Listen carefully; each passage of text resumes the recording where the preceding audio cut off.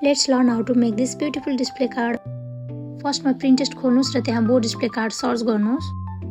त्यहाँ तपाईहरुले different cute पिक्चर्सहरु पाउनुहुन्छ। आफुलाई मन परेको पिक्चरहरु चुज गर्नुस् र डाउनलोड गर्नुस्।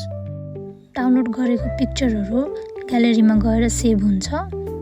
त्यसपछि तपाईको नजिकैको प्रिन्टिङ शपमा गएर फोटो पेपरमा प्रिन्ट गर्दिन भन्नुस्। प्रिन्ट भएको पिक्चरको मिलाएर ब्याकग्राउन्ड कट गरेर फाल्दिनुस्।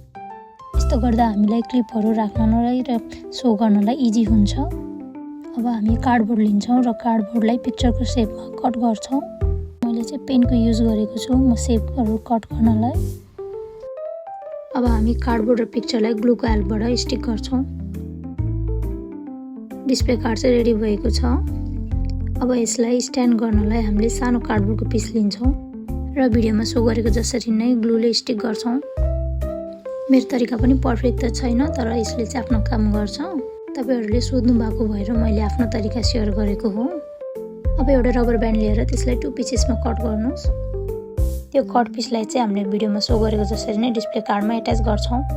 हामीले यसरी नै रबर डिस्प्ले कार्डमा एड गर्यो भने चाहिँ पछि हामीलाई क्लिपहरु अट्याच गर्न सजिलो हुन्छ। रबरहरु नेसेसरी त छैन तर मलाई अलि इजी हुने भएको कारणले गर्दा चाहिँ मैले चाहिँ रबर युज गर्छु र कुनैमा चाहिँ रबर युज पनि नगरिकन राख्छु। ग्लुको एक्स्ट्रा पार्टहरु चाहिँ म लाइटरले हल्का बर्न गरिदिन्छु। यसरी इजिली नै मेरो डिस्प्ले कार्ड रेडी भयो। तपाईहरुले पनि यसरी नै आफ्नो डिस्प्ले कार्ड बनाउन सक्नुहुन्छ।